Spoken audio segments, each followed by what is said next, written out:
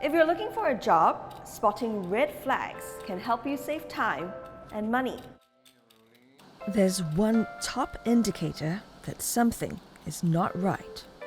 If the job description is overly vague, then that could be a red flag because either the company isn't sure about what it's looking for, or it could be the fact that the job posting isn't genuine to begin with.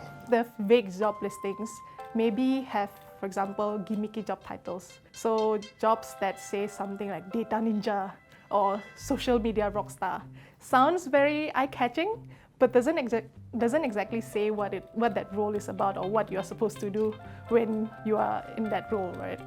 And then second, also, it has very vague roles and responsibilities. So perhaps the responsibility that they say is you must be able to prioritize tasks, but that doesn't exactly describe anything. That's a responsibility or qualification that is needed in most jobs anyway.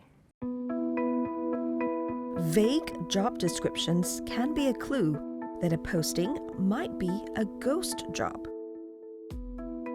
Ghost jobs are when companies basically post for jobs that they don't intend to fill anytime soon or even at all. They can be on the rise, perhaps due to a couple of reasons. One, it could be because they want to test the market to see what potential pool of candidates there are. But there could also be changes in the company's strategy after they post the job. According to one international jobs platform, around 1 in 5 job listings are actually fake. So what are the telltale signs to look out for?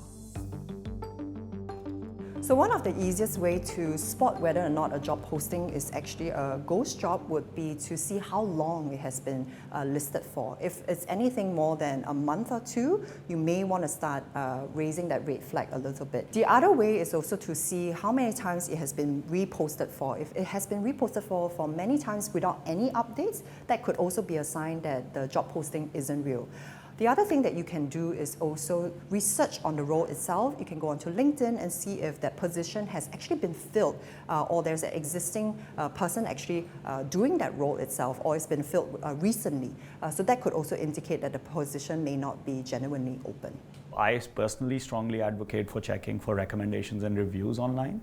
If a company has a history of delivering great candidate experiences, great recruitment experiences, it's likely that's going to repeat itself. And if a company has a different experience altogether, then it's also likely that you're going to get yourself into the same situation. Ghost jobs are job postings by legitimate companies. Job scams, on the other hand, often promise high earnings with minimal effort. When a job post focuses solely on compensation, that is actually a major red flag. It sounds too good to be true. You can not leave the house and still earn a lot of money, but then it doesn't exactly say what the job entails, or it requires you to have 0 qualifications, then you probably might want to be cautious about that. It's pretty much one-liners. We're looking for an admin/marketing manager or senior manager who can work 4 hours a day helping us with operations in a restaurant in Clarke Quay, and that's it.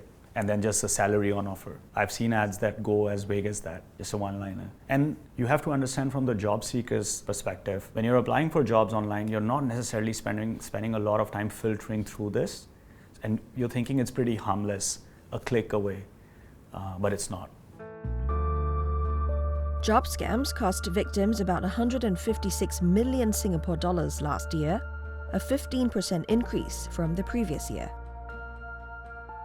And there are a couple of ways to actually identify a job scam quite easily. Firstly, Google the company that the job is actually being posted for. If the company has no online presence, no registered address, or you can't find any information about the company, that would already be a very big red flag that this potentially could be a job scam. The second would be if they're asking for any payment upfront, either an application fee or registration fee or fees for training that is required for the role, that could also be a red flag that this potentially can be a job scam. And lastly, if the application is asking you for very personal details or sensitive information like bank account details very early on in the application process, that could also be a red flag, because typically these information are only required at the very end of the interview process. So at the end of the day, I think candidates need to be careful about not releasing personal details too early, and to always do background check on the person that's reaching out to you on the role itself, or the company that the job posting is actually for. And if you have been invited for a job interview, there are also a couple of red flags to look out for. Firstly, it's how organized or disorganized the actual interview process is.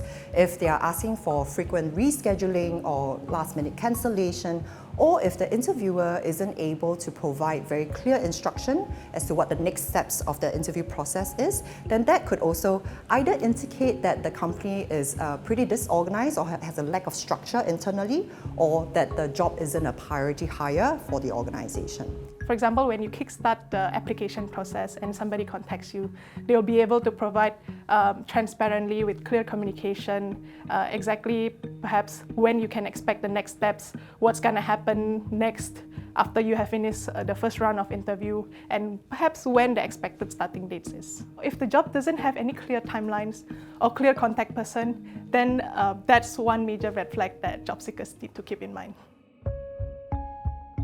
It's also important for job seekers to observe the presence or absence of the hiring manager during the interview process.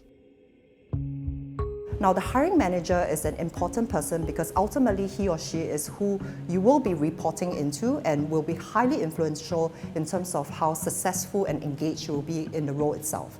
If the hiring manager is actually absent, then that could also suggest that there's internal misalignment within the organization, or that there is a lack of ownership on the position itself. During interviews, it's also important for you to feel comfortable enough to ask questions and be given the opportunity to do so. And this is a good opportunity to actually observe how the interviewer actually answer that question. If the interviewer is overly defensive or overly critical of past employees, then that might also be something to take note of. At the end of the day, as much as the candidate wants to leave a good impression with the organization, the company should also be leaving a good impression with the candidate. Looking out for red flags could help save job seekers both time and money.